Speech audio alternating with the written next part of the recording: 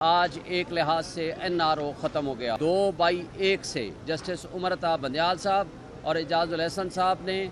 उस constitution petition को accept और जस्टिस मंसूर अली शाह साहब ने डिसेंटिंग नोट दिया। मैं उस फैसले के जो बेसिक पॉइंट्स हैं सिर्फ वो गोशगुजार करना चाहूँगा।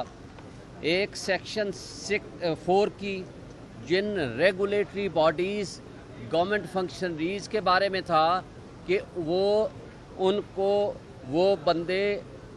इस नैब लॉ से नहीं, उनके ऊपर इसका इतलाक़ होगा जो कोई कलेक्टिव डिसीजंस करेंगे और किसी को बेशक बेनिफिट भी दे दें तो उनके ऊपर इसका इतलाक़ नहीं होगा। वो जो गवर्नमेंट या वो पब्लिक सर्वेंट्स या वो रेगुलेटरी बॉडीज़ के लोग जिन्होंने ये फ़ैसले अगर बदनीयती पे करेंगे, अगर वो करप्शन पे मुलव्वस होंगे तो उनके ख़िलाफ़ एक्शन हो सकता है। फिर दूसरी बात कि इस वक्त आर्टिकल 184(3) की प्रोसीडिंग्स हो सकती हैं या नहीं हो सकती, उसके बारे में भी फ़ैसला दिया है कि आर्टिकल 9 की वायलेशन है,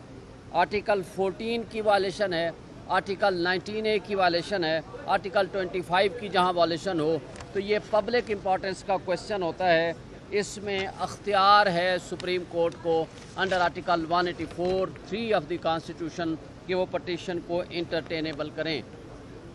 नेक्स्ट जो सुप्रीम कोर्ट का फ़ैसला है, सेक्शन 5 में आपको याद होगा कि बेनामीदार की जो डेफिनेशन थी वो चेंज कर दी गई थी, तो लिहाजा वो जो ओरिजिनल पोजीशन थी उसको रेस्टोर कर दिया। और एक और बात थी कि 50 करोड़ से कम का कोई भी मुकदमा होगा वो इन्वेस्टिगेशन या इंक्वायरी स्टेज या किसी कोर्ट में रेफरेंस था वो भी वापस हो गया था, उसको भी उन्होंने ख़त्म कर दिया और ओरिजिनल लॉ को रेस्टोर कर दिया। इसी तरह सेक्शन 9 बड़ा अहम था। सेक्शन 9 का सब सेक्शन 9A(5) जो था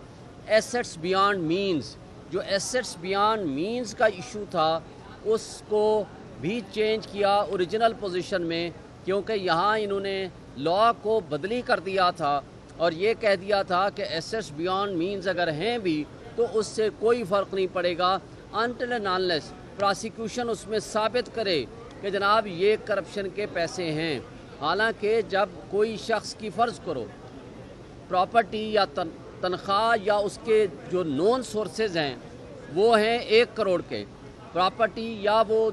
एसेट्स बियॉन्ड मींस रखता है वो 50 करोड़ के, तो क्या उसका इम्पैक्ट आएगा? तो नेचुरली उससे पूछा जाएगा कि ये आप बताएं कि आपके पास ये एसेट्स कहाँ से आए हैं, तो लिहाजा वो भी ओरिजिनल लॉ को रेस्टोर कर दिया गया। इसी तरह मिसयूज़ ऑफ अथॉरिटी को भी उन्होंने उस लॉ को चेंज किया था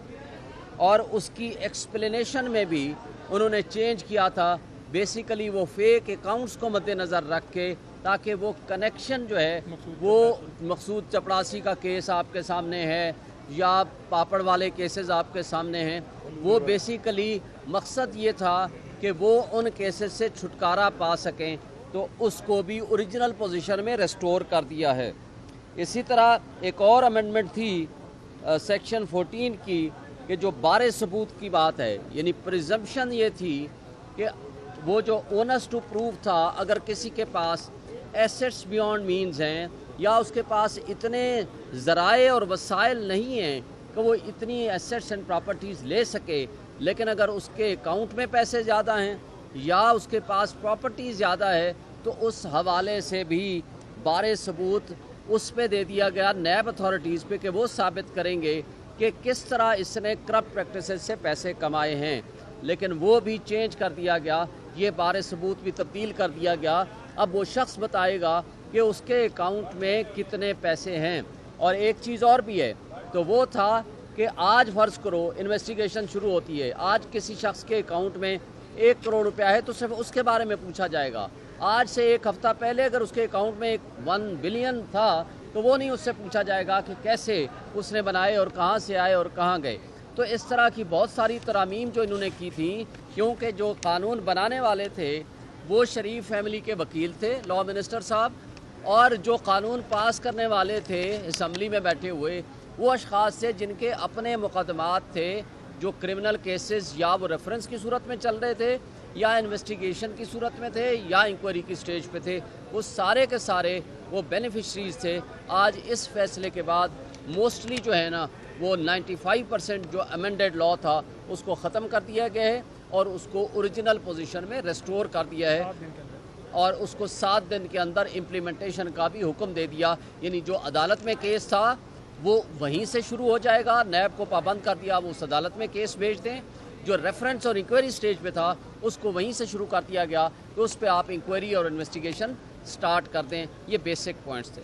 اچھا شعیب شاہین صاحب، آج اس سے قبل بھی آرمی چیف نے احتساب کی بات کی تھی اور آج یہاں پر سپریم کورٹ میں گفتگو بھی ہو رہی تھی کہ ان کا احتساب کا نعرہ تھا ادھر یہ انہوں نے کیس چلایا ہے تو صرف سیاسی نظام سے افراد کو نکالنے کے لیے، ختم کرنے کے لیے سیاسی جماعتوں کو اس کو استعمال کیا جا سکتا ہے، جیسا کہ نیب کو بنانے کے لیے ڈکٹیٹر نے بنا کر کیا تھا۔ دیکھیں نیب کو پولیٹیکل انجینئرنگ کے لیے ماضی میں بھی استعمال کیا گیا،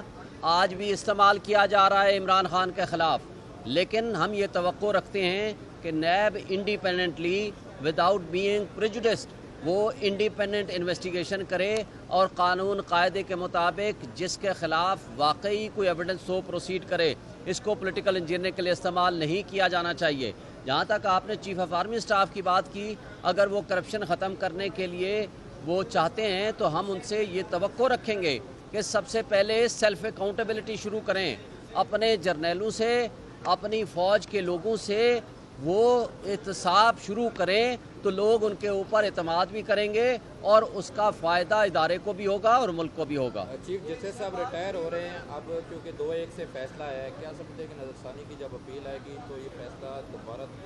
نظر ثانی کی اپیل صرف گورنمنٹ کر سکتی ہے، لیکن میرا نہیں خیال کہ اس میں کوئی ریویو کی کوئی گنجائش موجود ہے کیونکہ ویل ریزنڈ ججمنٹ اور آرڈر ہے۔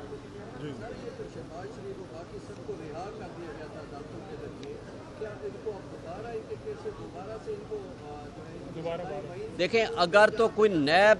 نیب لا کے تحت اگر رہا کیا گیا تھا تو وہ بالکل وہیں سے سٹارٹ ہوگا جہاں سے وہ ہوا تھا، لیکن اگر ایف آئی اے کے کیسز تھے اس کے اوپر اس کا اطلاق نہیں ہوگا۔